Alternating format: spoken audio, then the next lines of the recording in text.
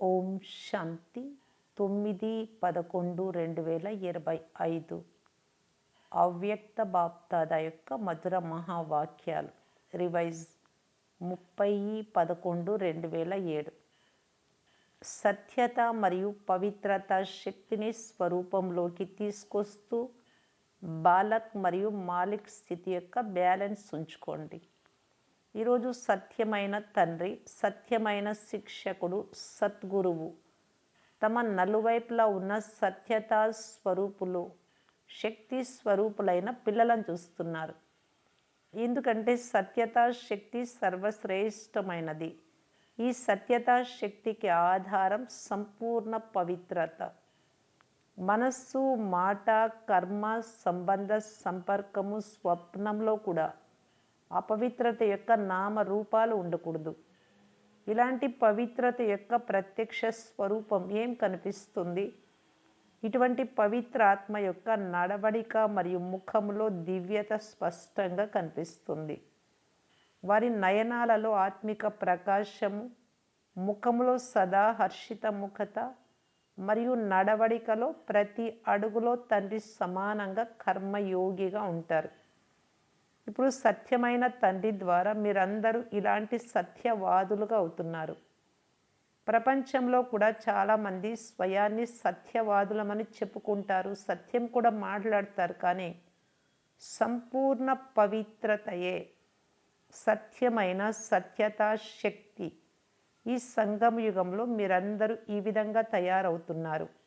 ఈ సంగమ యుగం యొక్క శ్రేష్ట ప్రాప్తి సత్యతా శక్తి, పవిత్రతా శక్తి. ఈ ప్రాప్తి వలన సత్యుగంలో మీరందరూ బ్రాహ్మణుల నుండి దేవతలుగా అయ్యి ఆత్మ మరియు శరీరము రెండింటి ద్వారా పవిత్రంగా అవుతారు. పూర్తి సృష్టి చక్రంలో ఇంకెవ్వరూ శరీరము మరియు ఆత్మ రెండింటి ద్వారా పవిత్రంగా అవ్వరు.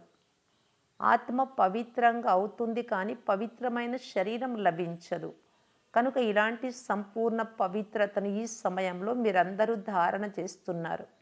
మీరు నషాతో చెప్తారు. నషాతో ఏమని చెప్తారో గుర్తుందా? గుర్తు చేసుకోండి. మీరందరూ హృదయం నుండి అనుభవంతో పవిత్రత మా జన్మసిద్ధ అధికారము అని అంటారు. జన్మసిద్ధ అధికారము సహజంగా ప్రాప్తిస్తుంది. ఎందుకంటే పవిత్రత మరియు సత్యతను ప్రాప్తి చేసుకునేందుకు మీరందరూ మొట్టమొదట మీ సత్య స్వరూపమైన ఆత్మను తెలుసుకున్నారు. మీ సత్యమైన తండ్రిని, శిక్షకుడిని, సద్గురువును గుర్తించారు మరియు పొందుకున్నారు.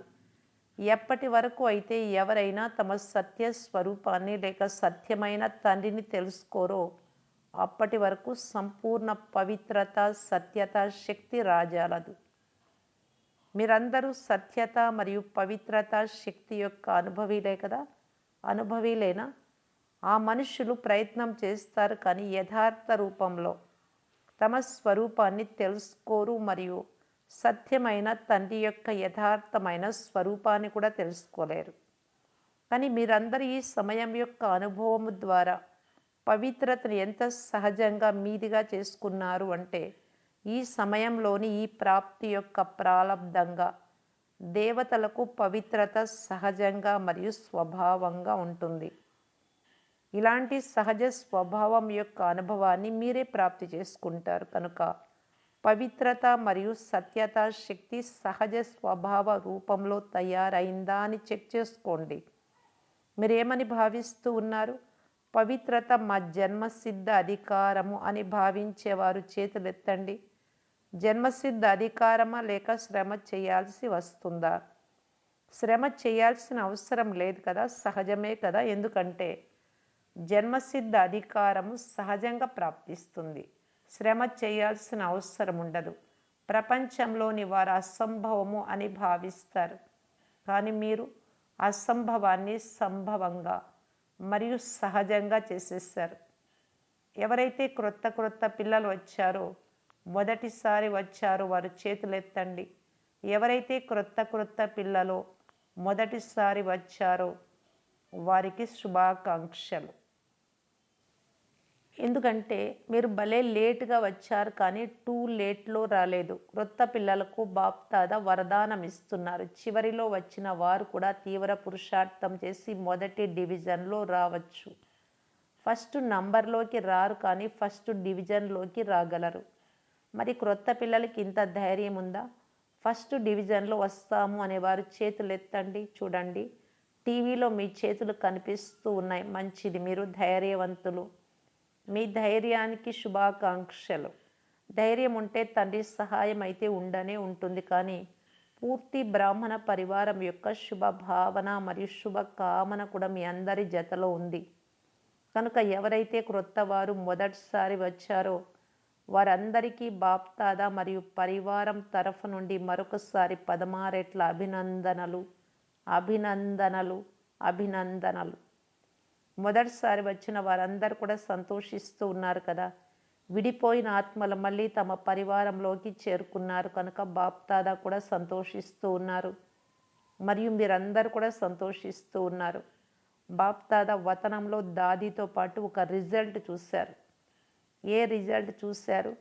మేము బాలకుల నుండి మాలికులము అనే విషయం మీ అందరికీ తెలుసు మరియు అంగీకరిస్తారు. నిజమే కదా.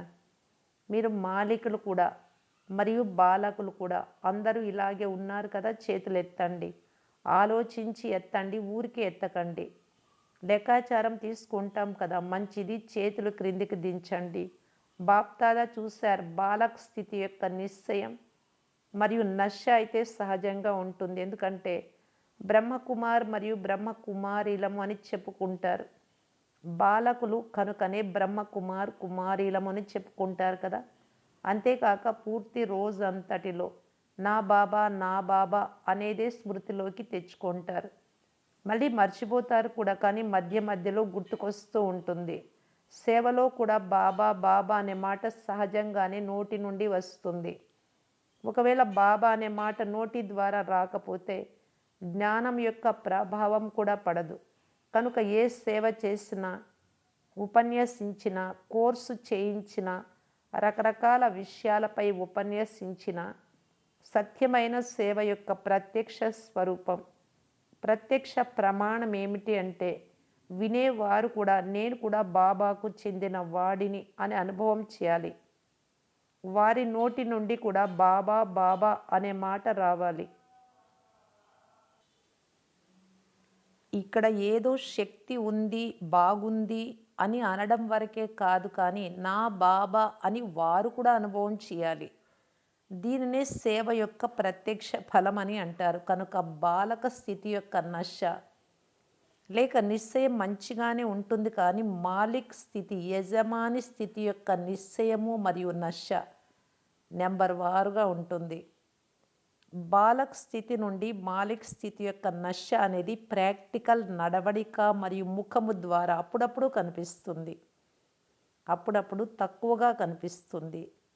వాస్తవానికి మీరు డబల్ మాలికులు. ఒకటి, తండ్రి ఖజానాలకు యజమానులు. తండ్రి దగ్గర లెక్కలేనంత అన్నీ ఉన్నాయి. మీరందరూ ఖజానాలకు యజమానులే కదా. తండ్రి అందరికీ ఒకే సమానంగా ఖజానాలను ఇచ్చారు.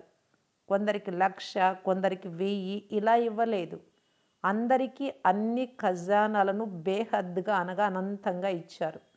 ఎందుకంటే తండ్రి వద్ద బేహద్దు ఖజానాలు ఉన్నాయి, తక్కువ లేవు. కనుక బాప్దాదా అందరికీ అన్ని ఖజానాలను ఇచ్చారు మరియు ఒకే విధంగా ఒకే సమానంగా ఇచ్చారు.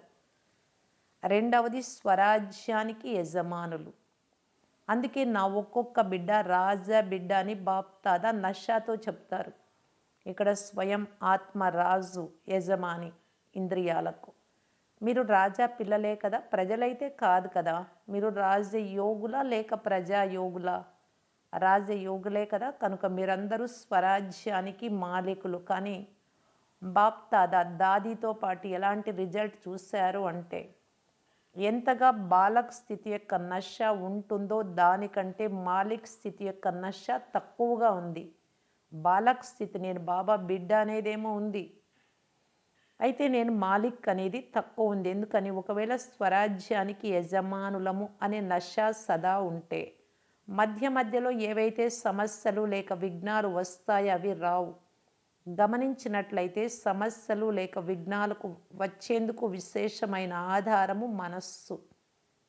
మనస్సే అలజడిలోకి వస్తుంది కనుక బాప్దాద యొక్క మహామంత్రం కూడా మన్మనాభవ. అంతేగాని తన్మనాభవ, ధన్మనాభవ కాదు, మన్మనాభవ. ఒకవేళ మీరు స్వరాజ్యానికి యజమానులుగా ఉంటే మనస్సు మీకు యజమానిగా అవ్వదు. మనస్సు మీ కర్మచారి, నౌకర్, అంతేకాని రాజు కాదు. రాజు అనగా అధికారి, ఆధీనంగా ఉన్నవారిని రాజు అని అనరు. కనుక రిజల్ట్లో బాబా ఏం చూశారు? మనస్సుకు మాలికుడైన నేను స్వరాజ్య అధికారి, మాలికుడను అనే స్మృతి మరియు ఈ ఆత్మిక స్థితి తక్కువగా ఉంటుంది, సదా ఉండదు.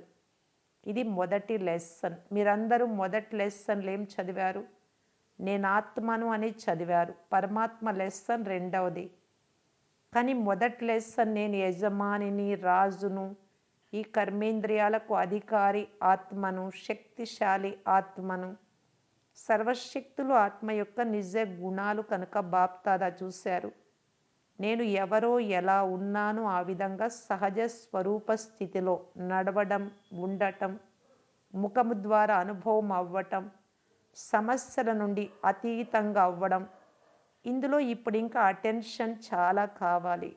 కేవలం నేను ఆత్మ అని కాక నేను ఎలాంటి ఆత్మను అనే స్మృతిలో ఉన్నట్లయితే మాస్టర్ సర్వశక్తివాన్ ఆత్మ ఎదురుగా సమస్య లేక విఘ్నాలకు వచ్చే శక్తి ఉండదు. ఇప్పుడు కూడా రిజల్ట్లో ఏదో ఒక సమస్య లేక విఘ్నం కనిపిస్తూ ఉంది. తెలుసుకున్నారు కానీ నడవడిక మరియు ముఖంలో నిశ్చయం, నమ్మకం యొక్క ప్రత్యక్ష స్వరూపమైన ఆత్మిక నశ అనేది ఇంకా ప్రత్యక్షం అవ్వాలి. దీని కొరకు మాలిక్ స్థితి, యజమాని స్థితి యొక్క నశను మాటి మాటికి చెక్ చేసుకోండి. చెక్ చేసుకోవడం అనేది సెకండ్ యొక్క విషయం. కర్మ చేసేటప్పుడు, ఏదైనా కర్మను ప్రారంభించేటప్పుడు ఆ సమయంలో యజమాని స్థితి యొక్క అథారిటీతో కర్మేంద్రియాల ద్వారా కర్మ చేయించే కంట్రోలింగ్ పవర్, రూలింగ్ పవర్ కలిగిన ఆత్మ నేను అని భావించి కర్మను ప్రారంభించిన, లేక సాధారణంగానే కర్మ ప్రారంభమైందా అని చెక్ చేసుకోండి. స్మృతి స్వరూపము ద్వారా కర్మను ప్రారంభించడం మరియు సాధారణ స్థితి ద్వారా కర్మను ప్రారంభించడంలో చాలా తేడా ఉంది. ఉదాహరణకు హద్దు యొక్క పదవి కలవారు తమ కార్యం చేస్తున్నప్పుడు ఆ కార్యం యొక్క సీటుపై సెట్ అయ్యి కార్యాన్ని ప్రారంభిస్తారు, అదేవిధంగా చేస్తారు. అలా మీ మాలిక్ స్థితి, యజమాని స్థితి యొక్క స్వరాజ్య అధికారి సీటుపై సెట్ అయ్యి తర్వాత ప్రతి కార్యము చేయండి. మీ మాలిక్ స్థితి యొక్క అథారిటీని చెక్ చేసుకోవడాన్ని ఇంకా పెంచుకోండి.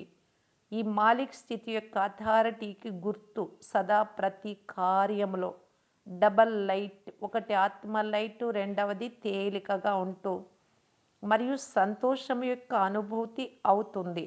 అంతేకాక సఫలత, విజయం అనేది సహజంగా అనుభవం అవుతుంది.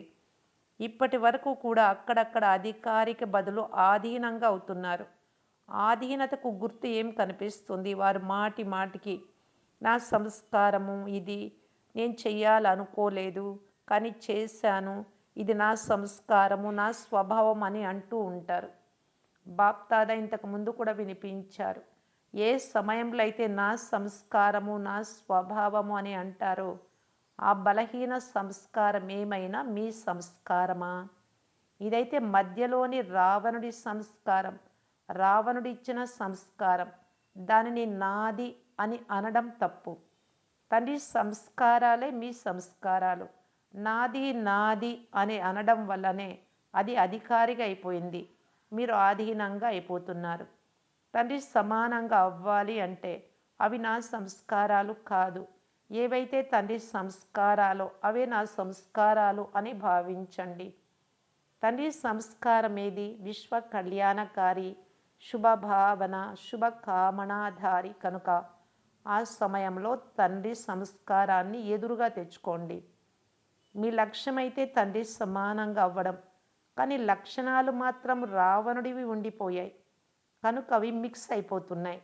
కొన్ని తండ్రి యొక్క మంచి సంస్కారాలు, కొన్ని నా గత సంస్కారాలు 2 కలిసి ఉంటున్నాయి అనుకుంటారు కనుక, అవి ఉన్నాయి కనుక గొడవ జరుగుతుంది. సంస్కారం ఎలా తయారవుతుందో మీ అందరికీ తెలుసు కదా! మనస్సు, బుద్ధి యొక్క సంకల్పాలు మరియు కర్మల ఆధారంగా సంస్కారాలు తయారవుతాయి. మొదట మనస్సు సంకల్పం చేస్తుంది, బుద్ధి సహయోగం ఇస్తుంది. అప్పుడు మంచివి కానీ లేక చెడు సంస్కారాలు కానీ తయారవుతాయి. సంకల్పం చేసి నిర్ణయం తీసుకున్న తర్వాత ఆచరణలోకి తీసుకొచ్చేస్తారు. కర్మ ద్వారా వచ్చేస్తుంది, అది సంస్కారంగా తయారవుతుంది. బాప్ దాదా దాదీతో పాటు రిజల్టులు ఏం చూశారు అంటే, బాలక స్థితి యొక్క నషతో పోలిస్తే మాలిక్ స్థితి యొక్క నష ఎంత సహజంగా మరియు స్వభావంగా ఉండాలో అది తక్కువగా ఉంది. కనుక వాటిని సమాధానపరిచేందుకు మళ్ళీ యుద్ధం చేయడం ప్రారంభిస్తున్నారు అని బాప్ దాదా గమనించారు. మీరేమో బ్రాహ్మణులు, కానీ మధ్య మధ్యలో క్షత్రియులుగా అయిపోతున్నారు యుద్ధం చేసేవారిగా. కనుక క్షత్రియులుగా అయిపోకండి. బ్రాహ్మణుల నుండి దేవతలుగా అవ్వాలి. క్షత్రియులుగా అయ్యేవారు చాలామంది వస్తారు, వారు చివరిలో రానున్నారు. కానీ మీరైతే అధికారి ఆత్మలు కనుక రిజల్ట్ విన్నారా? అందువలన మాటి మాటికి నేను ఎవరు అనేది స్మృతిలోకి తెచ్చుకోండి. నేను అలాగే ఉన్నాను కదా అని కాదు, దానిని స్మృతి స్వరూపంలోకి తీసుకురావాలి. సరేనా? మంచిది. రిజల్ట్ కూడా వినిపించాము. ఇప్పుడు ఇక సమస్య అనే పేరు, విఘ్నం అనే పేరు, అలజడి అనే పేరు, వ్యర్థ సంకల్పాలు అనే పేరు, వ్యర్థ కర్మలు అనే పేరు, వ్యర్థ సంబంధం అనే పేరు, వ్యర్థ స్మృతి అనే పేరును సమాప్తం చేయండి మరియు చేయించండి. సరేనా? అలా చేస్తారా? చేసేవారు దృఢ సంకల్పం యొక్క చేతినెత్తండి. చేతిని ఎత్తించడం అయితే సాధారణమైపోయింది కనుక చేతులు ఎత్తించడం లేదు ఇప్పుడు. మనస్సులో దృఢ సంకల్పమనే చేతిని ఎత్తండి, శరీరం యొక్క చేతిని కాదు. వాటినైతే చాలా చూశాము. ఎప్పుడైతే అందరూ కలిసి మనస్సుతో దృఢ సంకల్పం అనే చేతిని ఎత్తుతారో అప్పుడే విశ్వంలోని మూల మూలలో అందరూ సుఖదాత, శాంతిదాత అయిన మా తండ్రి వచ్చేసారు అని సంతోషంతో చేతులు ఎత్తుతారు. తండ్రిని ప్రత్యక్షం చేసే బాధ్యత తీసుకున్నారు కదా? తీసుకున్నారా? పక్కాన టీచర్లు తీసుకున్నారా? పాండవులు అంటే అన్నలు తీసుకున్నారా? మంచిది. తేదీని ఫిక్స్ చేశారా? తేదీని నిర్ణయించలేదా? ఎంత సమయం కావాలి? 1 సంవత్సరం కావాలా? 2 సంవత్సరాలు కావాలా? ఎన్ని సంవత్సరాలు కావాలి? బాప్దాదా ఇంతకు ముందు తెలిపించారు. ప్రతి ఒక్కరూ తమ పురుషార్థం యొక్క యథాశక్తి అనుసారం సహజంగా నడిచే లేక ఎగిరే విధిని బట్టి సంపన్నంగా తయారయ్యే తేదీని మీరే స్వయం నిర్ణయించుకోండి. బాప్దాదా అయితే ఇప్పుడే చెయ్యండి, ఇప్పుడే రెడీ అయిపోండి అని చెప్తారు. కానీ యథాశక్తి మీ పురుషార్థం అనుసారం మీ తేదీని ఫిక్స్ చేసుకోండి మరియు సమయానుసారం మనస్సా స్థితి, వాచా స్థితి, సంబంధ సంపర్కం యొక్క స్థితిలో ప్రగతి ఉందా లేదా అని చెక్ చేసుకుంటూ ఉండండి. ఎందుకంటే తేదీని ఫిక్స్ చేసుకుంటే స్వతహాగానే అటెన్షన్ వెళ్తుంది. అన్ని వైపుల నుండి, నలువైపుల నుండి సందేశాలు కూడా వచ్చాయి, ఈమెయిల్స్ కూడా వచ్చాయి. ఈమెయిల్ చేరుకునే దానికంటే ముందే బాప్దాదా వద్దకు చేరుకుంటుంది.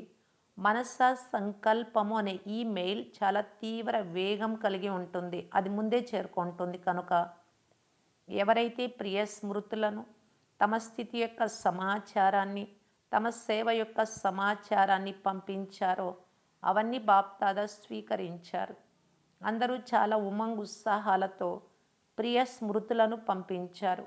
బాప్దాదా వారందరికీ, విదేశం వారైనా దేశం వారైనా అందరికీ రిటర్నులు, ప్రియ స్మృతులను మరియు హృదయపూర్వక ఆశీర్వాదాల సహితంగా ప్రేమ మరియు శక్తి యొక్క సకాష్ కూడా ఇస్తున్నారు. మంచిది. అన్నీ వినేశారు. వినటం మంచిగా అనిపిస్తుంది కదా? అలాగే వినటం నుండి అతీతంగా స్వీట్ సైలెంట్ స్థితి కూడా ఎప్పుడు కావాలి అంటే అప్పుడు, ఎంత సమయం కావాలో అంత సమయం అనుభవం అవ్వాలి. మొదట విశేషంగా మనస్సుకు యజమానులుగా అవ్వాలి. అందుకే మనస్సును జయించిన వారు జగత్తును జయిస్తారు అని అంటారు. కనుక ఇప్పుడు విన్నారు, చూశారు, మరి ఆత్మ రాజుగా అయ్యి మనస్సు బుద్ధి సంస్కారాలను తన కంట్రోల్లో ఉంచుకోగలుగుతోందా? మనస్సు బుద్ధి సంస్కారం మూడింటికి యజమానిగా అయ్యి స్వీట్ సైలెన్స్లో ఉండమని ఆర్డర్ చేయండి. ఆర్డర్ చేయడం ద్వారా, అధికారిగా అవ్వడం ద్వారా మనస్సు బుద్ధి సంస్కారం మూడు మీ కంట్రోల్లో ఉన్నాయా అని అనుభవం చేయండి. ఇప్పుడిప్పుడే అధికారి యొక్క స్థితిలో స్థితమైపోండి. బాప్దాదా డ్రిల్ చేయించారు. నలువైపులా ఉన్న సదా స్వమానధారులు, సత్యతా శక్తి స్వరూపులు, పవిత్రత యొక్క సిద్ధి స్వరూపులు, సదా అచల్ అడోల్ స్థితి యొక్క అనుభవీలు, స్వపరివర్తకులు మరియు విశ్వ పరివర్తకులు, సదా అధికారి స్థితి ద్వారా సర్వాత్మలకు తండ్రి ద్వారా అధికారాన్ని ఇప్పించేటటువంటి నలువైపులా ఉన్న బాప్దాదా యొక్క లక్కీ మరియు లవ్లీ ఆత్మలు, పరమాత్మ ప్రియ స్మృతులు మరియు హృదయపూర్వక ఆశీర్వాదాలు స్వీకరించండి. బాప్దాదా యొక్క మధురాతి మధురమైన పిల్లలకు నమస్తే. వరదానము: స్వయాన్ని స్వయమే పరివర్తన చేసుకొని విశ్వానికి ఆధారమూర్తిగా అయ్యే శ్రేష్ఠ పదవికి అధికారీ భవ. శ్రేష్ఠ పదవిని పొందేందుకు బాప్దాదా యొక్క శిక్షణ. పిల్లలు స్వయాన్ని పరివర్తన చేసుకోండి.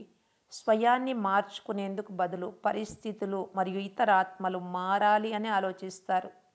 లేకుంటే ఈ సాధనాలు లభించాలి, సహయోగం, సహాయము మరియు ఆధారం లభిస్తే పరివర్తన అవుతాను అనే సంకల్పం వస్తుంది. ఈ విధంగా ఏదైనా ఆధారంపై పరివర్తన అయ్యే వారి ప్రాలబ్ధం కూడా ఆధారం పైననే ఉంటుంది, ప్రాప్తులు కూడా.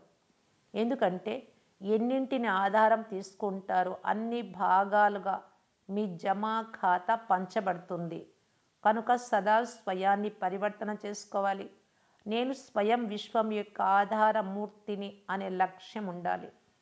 స్లోగన్: సంఘటనలో, గ్రూప్లో ఉమంగ్, ఉత్సాహాలు మరియు శ్రేష్ఠ సంకల్పాల ద్వారా సఫలత అయ్యే ఉంది.